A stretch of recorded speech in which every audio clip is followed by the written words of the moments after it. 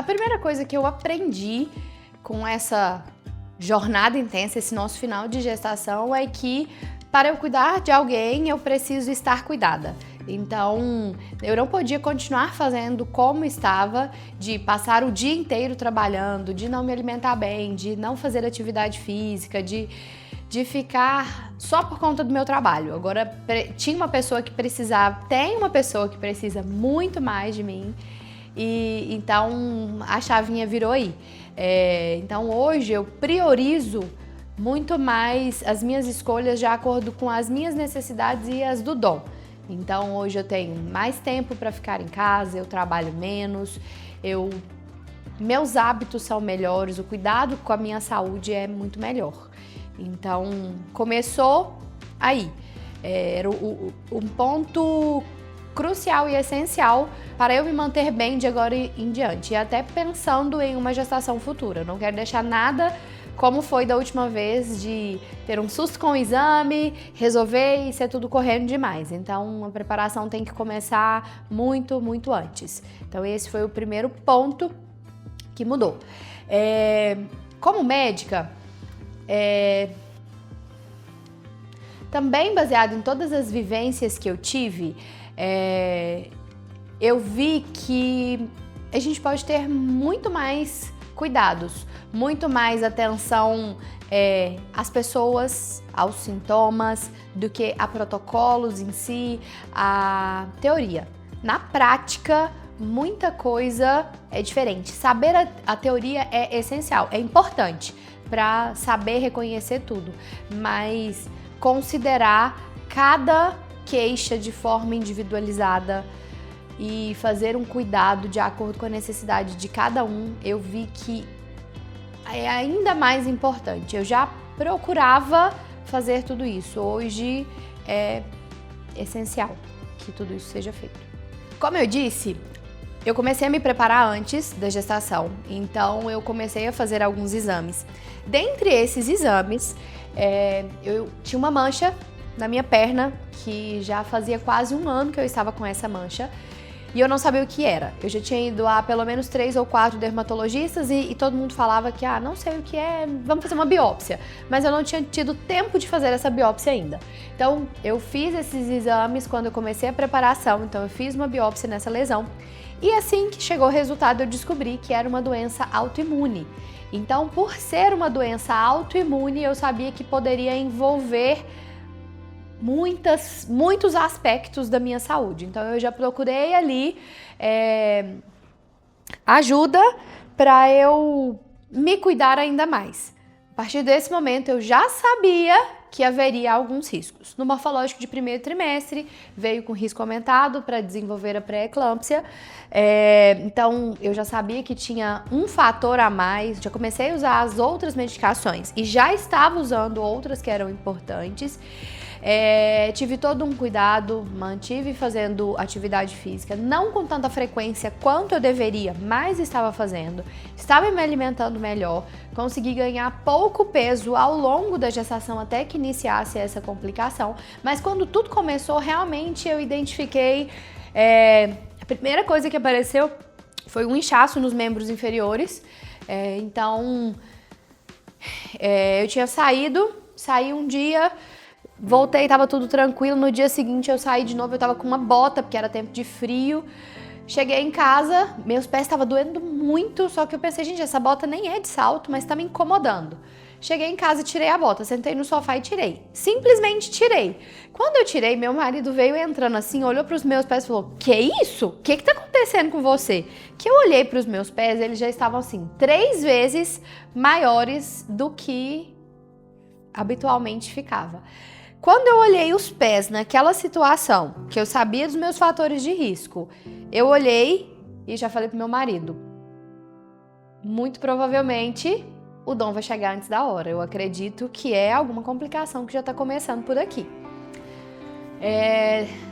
15 dias depois, fiz exames, estava tudo ok, não tinha nenhuma alteração, mas eu continuei inchada durante todo esse período. 15 dias depois eu acordei à noite com uma dor no braço. E aí vem a parte da importância de ficar atento aos sintomas e não ao protocolo e tudo mais. Sempre que a gente ouve ou lê sobre a pressão alta, muitas vezes fala: o que você sente na pressão alta? Uma dor de cabeça, principalmente na região da nuca, que pode até ser pressão mesmo, mas geralmente cabeça e nuca. E eu comecei a sentir no meu ombro. Meu ombro doía muito, pensei, dormir em cima do braço. Então eu virei pro outro lado, não conseguia dormir, a dor continuava. Levantei, tomei um paracetamol, fiquei mexendo no telefone, passou meia hora, nada, a dor continuava da mesma forma. Levantei e fui pro chuveiro, porque tava me incomodando. Fui tomar um banho, jogar água quente. Eu embaixo da água quente, começou a dar uma leve aliviada. Aí nessa hora veio na minha cabeça, vou ver minha pressão, como que tá a pressão. E a pressão estava alta. Não lembro o valor que estava, mas a minha pressão estava alta e a dor que eu estava sentindo não era uma dor no braço, era por causa da pressão alta. Então, isso já era por volta de umas 5 horas da manhã, não consegui dormir mais, e aí eu mandei mensagem para minha médica por volta de umas 6h30. Falei, pede os exames aí que a minha pressão começou a subir, então deixa eu fazer uma rotina de exames. Ela falou assim, não, tô no hospital, vem aqui agora que aí eu já te vejo. Não, pode pedir os exames aí que eu já passo no laboratório e faço. Passa no pronto-socorro que você faz agora. Falei, tá, então eu vou. Cheguei lá, minha pressão realmente estava alta, fiz os exames na mesma hora e aí ela já veio com a notícia, você não vai embora, eu vou te internar. Mas por que você vai me internar? Não tem critério nenhum de internação, não tem por que você me internar. Eu vou te internar para você não trabalhar, porque se você for embora, você vai trabalhar. E a minha agenda lotada. Eu falando com a minha secretária, avisa que eu tô atrasada, daqui a pouco eu tô indo. Ela, eu não vou te liberar, eu vou te internar e você não vai embora. E aí eu avisei pra minha secretária, ela não vai deixar eu ir embora, eu vou ter que ficar no hospital, você vai ter que cancelar a agenda. As pacientes que já estão aí, você manda vir pro hospital que eu vou atender aqui. E eu atendi as pacientes no hospital, que já estavam me esperando na clínica. Fiquei 2 dias internada, fui embora por livre e espontânea pressão, porque ela não queria me liberar para ir embora. Eu falei que eu ia embora de qualquer forma, porque eu tinha a sensação que a minha pressão estava ficando mais alta porque eu estava lá. Eu estava muito nervosa, muito ansiosa, porque a minha agenda estava lotada e eu precisava ir embora e não tinha como eu atender enquanto estava internada. Então, estava bem difícil. E eu falei, eu vou embora de todo jeito, se não me der alta, eu vou embora. Aí, começamos a fazer algumas mudanças na agenda, comecei a fazer alguns atendimentos online ao invés de presencial, tentei diminuir tudo que eu conseguia, achei que estava arrasando com a minha agenda super tranquila. E aí, começou aí a pressão ficar alta. Os exames de sangue também começaram a alterar, mas estava tudo bem leve e eu achei que eu ia conseguir levar, que teria isso, mas que eu conseguiria levar muito mais. Eu sabia que teria uma complicação, mas eu não sabia que seria tão precoce. Isso tudo, nesse dia eu já estava com 26 semanas de gestação. O inchaço foi com 24, com 26 a pressão começou a subir. E aí os exames não deu perda de proteína na urina, então não era uma pré-eclâmpsia até então, mas os exames laboratoriais alterados e a pressão subindo. Então, comecei a usar o medicamento, usei em torno de 1 semana, estava tudo bem, e aí acho que em torno de umas 27 semanas, mais ou menos, a pressão começou a descontrolar de novo. A primeira vez que eu vi que ela descontrolou, até então eu tinha ganhado 4 quilos na gestação inteira, até as 27 semanas. Aí eu mudei totalmente a alimentação, tentei melhorar ainda mais, tentei tirar o sal. Mas nesse dia, a gente tava vendo Netflix. E aí me deu vontade de comer mini chickens. E eu pedi meu marido para fazer mini chickens. Ele fez, meia hora depois a minha pressão deu um pico super alto. Naquele momento eu entendi que eu não poderia comer mais nada disso que eu gostava e que eu queria comer. E aí eu já comecei a entrar com outras medicações. Não avisei a minha médica, eu mesmo entrei com as medicações. E a partir daí, toda vez que fazia um pico, eu usava o medicamento. E aí, 2 dias usando, não estava melhorando, aí aumentei a dose. E foi 1 semana eu mexendo na dose da minha medicação sozinha e tendo que aumentar cada vez mais. Aí no final de semana, que eu já tava com 3 antipertensivos diferentes, eu avisei pra ela, falei, minha pressão tá subindo, não tá controlando, eu já aumentei, ela aumenta a medicação, eu falei, onde eu aumentei as medicações, não dá pra aumentar mais. Ela vai te internar de novo. Falei, não, vou na cardiologista amanhã, já marquei, tá tudo certo. A cardiologista agora vai me ajudar, porque já fugiu do ponto da obstetrícia aqui, o que dava pra fazer eu já fiz. E não contei porque eu não queria ser internada de novo. Então, marquei na segunda-feira uma cardiologista pra me ajudar a definir uma nova medicação. Acordei de manhã, já na segunda-feira, com uma dor nesta região. Eu sabia que uma das primeiras coisas que descompensavam na pré-eclâmpsia, aí até então também não tinha pré-eclâmpsia ainda, que o último exame que eu tinha feito da proteína ainda não estava tendo perda, embora tivesse aumentado os valores, não estava perdendo proteína, mas eu sabia que em algum momento ia aparecer a pré-eclâmpsia e que um dos primeiros sintomas eram no fígado. Então eu lembro de sentar e falar para a cardiologista exatamente assim: hoje eu estou desconfortável com uma dor nessa região. Eu não sei se realmente está doendo ou se é porque eu sei que aqui é o lugar que vai doer primeiro. E aí ela foi me examinar, pressão 12/8. Ela pediu para eu deitar para examinar minha barriga. Quando eu deitei, ao deitar, a dor já piorou muito. Quando ela apertou, eu comecei a sentir uma dor muito forte. E aí eu levantei e falei, nossa, piorou muito a minha dor agora. Sentei na cadeira, ela viu minha pressão de novo, tava 12/8. E aí eu não tinha mais lugar na cadeira. Eu lembro que eu virava para um lado, virava para o outro e eu tava sem lugar. A dor estava me incomodando muito. Era uma dor bem aqui no meio, lá no fundo. Eu aprendi que na pré-eclâmpsia, um dos sintomas de iminência de eclâmpsia é dor de cabeça, turbação visual, enjoo ou dor de estômago. Na verdade, a gente chama de epigastralgia, mas na minha concepção, a epigastralgia era uma dor, mas que envolvia muito mais uma queimação do que uma dor em si. E o que eu estava sentindo não era isso. Era uma dor tipo uma fincada, uma pontada lá no fundo, que doía muito, doía na alma. E eu não conseguia mexer e eu falei pra ela, eu estou muito desconfortável, eu acho que eu vou no pronto-socorro. Ela falou, não precisa, você está ansiosa, sua pressão está boa, eu já medi 2 vezes, você pode ir pra casa, deita e descansa porque você está ansiosa. Aquela dor não era normal. Então eu falei, tá bom. Eu saí de lá, fui direto pro pronto-socorro. No corredor eu já liguei pra minha obstetra e falei, estou entrando no hospital, estou com uma dor muito forte, com iminência de eclâmpsia, eu já vou pedir a medicação para fazer agora. E eu já cheguei lá no pronto-socorro, falei com as meninas, traz a medicação, traz o sulfato, eu tô com iminência de eclâmpsia, tá doendo demais e eu vou morrer. Traz o medicamento porque tá muito dolorido. E eu não tinha lugar. Na hora,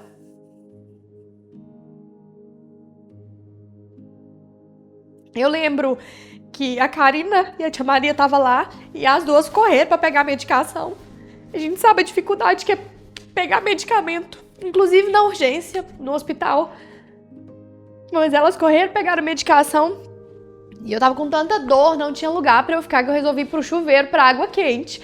Porque na hora eu tive a sensação assim, eu tô parecendo uma paciente em trabalho de parto, de tanta dor que eu tava e não tinha lugar pra ficar. E aí eu fui pro chuveiro porque as pacientes se aliviam no chuveiro. A água estava muito quente, batia na minha barriga e foi aliviando.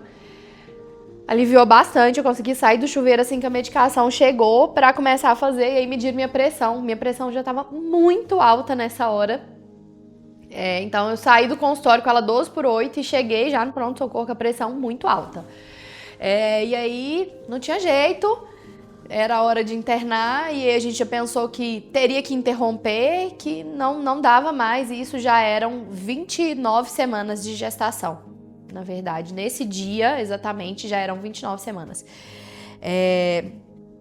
E aí eu internei e nós optamos por ir para Belo Horizonte, como eu já sabia que seria de forma muito precoce, eu tinha lá uma equipe de pediatria e nós optamos para ir para lá por causa da prematuridade extrema. Então nós já entramos em contato com o meu médico de Belo Horizonte, pedimos o transporte, começamos a organizar tudo para ir para Belo Horizonte.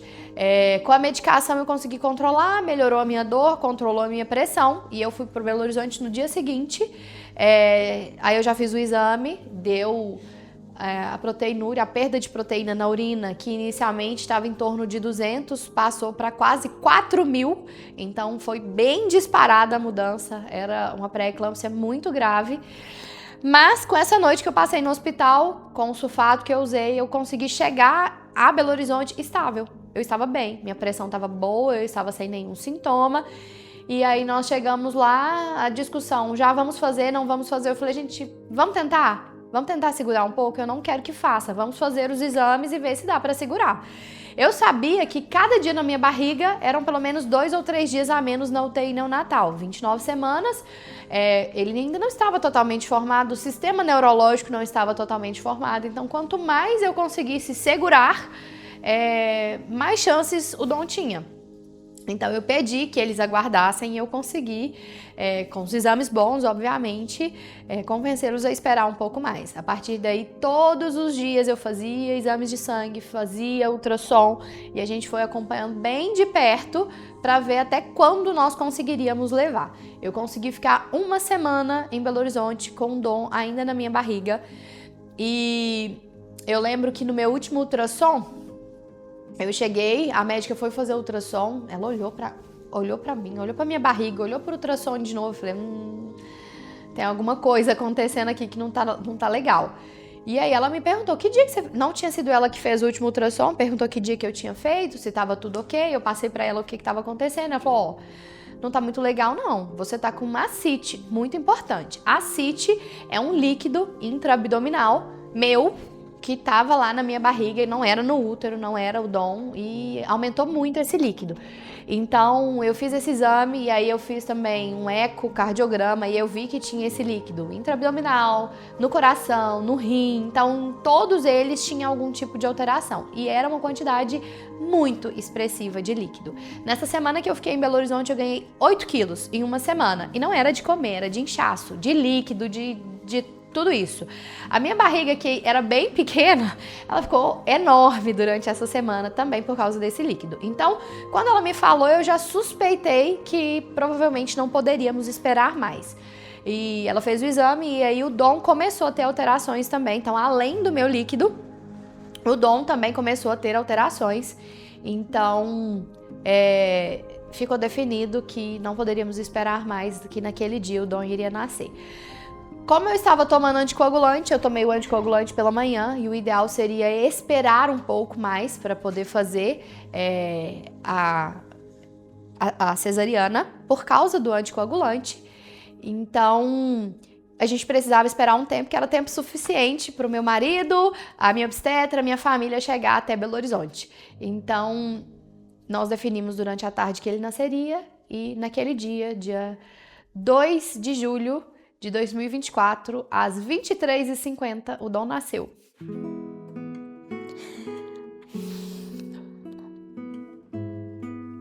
O Dom nasceu pesando 975 gramas. Ele era tão pequenininho, mas eu não consegui ver ele. Quando eu tava fazendo o parto, o campo deles, lá em Belo Horizonte, ele é transparente. Então, eu conseguia ver o que estava acontecendo. E aí eu pedi ao Thiago, levanta minha cabeça que eu quero ver.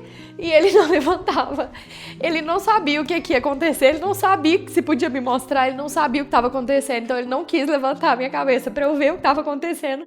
Então, eu conseguia ver muito de longe, mas eu conseguia escutar tudo que eles estavam falando. Então eu escutava, nossa, tem muito líquido, não para de sair líquido, o que tá acontecendo? Que tanto de líquido é esse? E aí quando ele foi nascer, eu escutei o médico falando, tem mecônio. Mecônio é quando o bebê faz cocô na barriga da mãe. Isso é um sinal evidente de sofrimento fetal. Então nessa hora me deu mais medo ainda. Então ele nasceu e aí eu vi a pediatra já enrolando ele num saco na mesma hora. E aí eu não sabia o que estava acontecendo, eu tentava olhar e ver o que estava acontecendo, ninguém falava nada, tava todo mundo em silêncio nesse momento, ninguém me dava informação.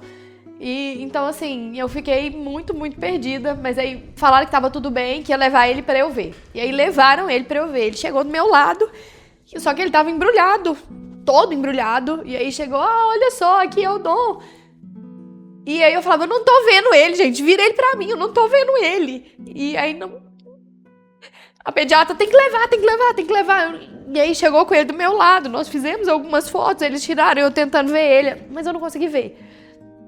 E aí eu tava fazendo de novo, porque nessa tarde a minha pressão subiu mais uma vez e eu precisava fazer o sulfato também, porque a gente usa o sulfato como neuroproteção para o bebê. Então sempre que um bebê vai nascer muito prematuro, a gente usa o sulfato para ajudar na proteção neurológica. Só que esse sulfato é um medicamento que ele pode trazer muitos efeitos colaterais e de risco. E eu tava usando essa medicação, então depois eu não lembro de mais nada, eu não sei se me sedaram, eu não sei o que aconteceu, mas eu dormi. Eu lembro do Dom nascer, de tentar ver ele, de não conseguir ver ele e dormi. Acordei no outro dia no meu quarto. Eu acordei já querendo ir vê-lo e o médico não deixou. Ele falou, você só vai depois que você terminar de sulfatar. Esse medicamento ele deve ser feito 24 horas, então eu precisava esperar até as 11 horas da noite para conseguir vê-lo. E aí eu não podia, porque às 11 já não poderia entrar mais na UTI, mas eu pedi, eu conversei com o enfermeiro, falei, me deixe lá, pelo menos ver ele, porque eu não vi ele ainda. Aí eu recebi as fotos que a gente fez, e a única imagem que eu tinha era a foto. Eu coloquei a foto no meu celular, pra eu conseguir visualizar, então eu via o tempo todo, toda hora eu via ele, mas eu não tinha visto ele pessoalmente, pegado nele nem nada. Eu tava esperando essa medicação. E aí, como eu disse, é uma medicação que pode ter muitos efeitos colaterais, inclusive graves.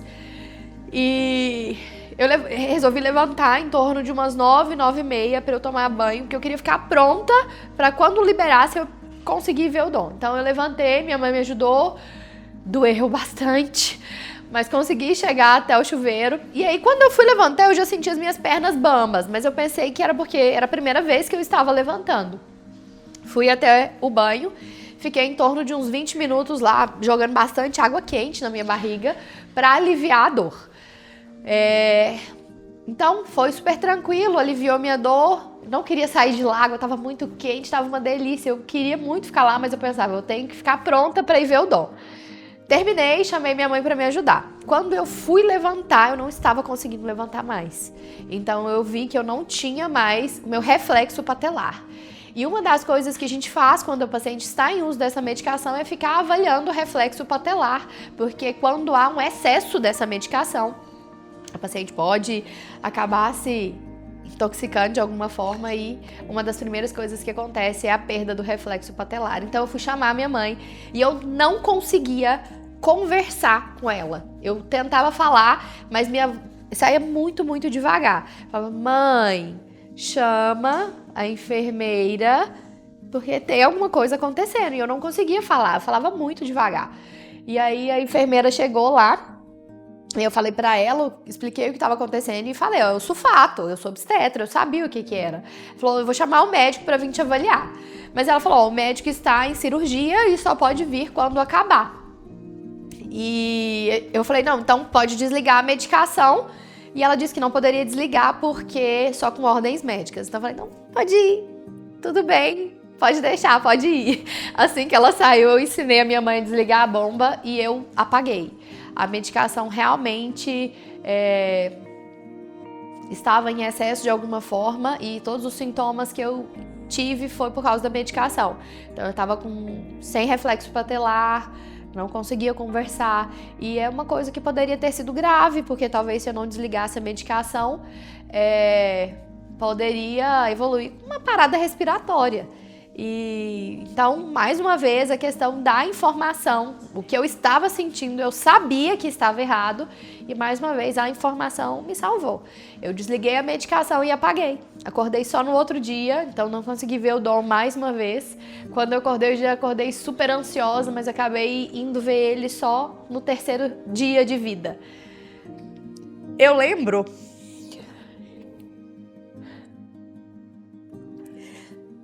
a UTI é dividida por setores. Lá tem do A ao D. É dividido de acordo com o tamanho e a idade do bebê. O Dom estava no último. Então eu fui passando por todos os setores até chegar lá. Meu coração, porque eu não sabia como é que eu ia encontrar ele. Eu não tinha tido notícia até então, eu não sabia como é que eu ia ver ele, eu não sabia o tamanho dele, eu não tinha noção do tamanho dele. E até então eu não tinha noção de como era uma vivência de UTI. Já passei por várias UTIs, não tinha noção de como era. E era muito difícil todos os dias chegar até o último setor, porque eu dormia lá com ele, ou os dias que eu não dormia, eu não tinha notícia, minha notícia era só a hora que eu chegava lá. Então eu chegava morrendo de medo do que teria lá. Então era sempre difícil conseguir chegar e conseguir ver ele. Nos 5 primeiros dias, pelo menos, eu chorava todas as vezes. Eu não conseguia chegar perto dele sem chorar. Eu tinha muito medo de como seria e ver outros bebês ali perto, bebês que às vezes acontecia alguma coisa, escutar o som dos alarmes disparando o tempo todo. Eu trabalho no hospital, eu escuto várias vezes, vários alarmes e nunca foi algo que me incomodou. Mas aquele som. E aí, mais uma vez eu ficava pensando, disparava o alarme, eu olhava a frequência cardíaca, eu olhava tudo, de vez em quando alterava e eu ficava desorientada, gente, tá alterado. E eu olhava para as outras mães, todas lá sentadas, olhando. Não sei se sem entender o que estava acontecendo. Então era bem desesperador toda vez que eu ouvia algum alarme. Então foi isso. Segurança. A segurança de todas as dúvidas que eu tinha, por exemplo, lá na UTI. Nossa, quantas vezes eu mandei mensagem para Estela, eu mandei mensagem para Ana, porque às vezes a gente não sabia o que estava acontecendo, o médico não ficava lá o tempo todo, às vezes a gente perguntava para alguém que estava lá e elas não sabiam ou não podiam informar. Ou às vezes era uma dúvida que eu ficava com vergonha de perguntar. E elas sempre me passavam toda essa segurança de me falar o que estava certo, o que não estava, o que eu devia fazer. Assim que o Dom nasceu, a Estela me ensinou sobre como estimular ele. Ela sempre falava, as profissionais vão entrar do lado tal. Fica sempre do outro lado, para ele receber estímulo dos dois lados. Eu nunca esqueci isso. Então, elas sempre ficavam do lado e eu sempre tentava ficar do outro, para tentar estimular ele também. Eu lembro de uma foto que eu tirei, essa foi a foto mais marcante, dele pegando o dedo do meu marido. A mãozinha dele não conseguia segurar toda a unha do dedo dele. E ver ele daquele tamanzinho dava medo. E conversar com elas e receber informações e orientações me deixava mais segura. A maternar foi um sonho que eu imaginei, criei para trazer saúde, informação e segurança para as mulheres. Mas depois do que eu passei, eu vi que é muito mais do que isso. Porque quando eu criei, imaginei tudo isso, eu acho que a gente, às vezes, tem a percepção que entende muito das coisas. Então, eu nunca imaginei que eu fosse ser... Olha que inocência, mas que eu fosse ser tão leiga em tudo. Eu entendia de tudo, eu sabia o que estava acontecendo da minha área, mas das outras não. Então hoje, o que eu sinto em relação a tudo isso é orgulho. Orgulho da minha equipe trazer tudo isso para as minhas pacientes. Porque as informações que eu tinha na minha área, na obstetrícia, me salvou. E as informações que eu tive delas me deixou mais segura. Eu não vou dizer que salvou o Dom no sentido assim, na UTI eu não tinha muito o que fazer.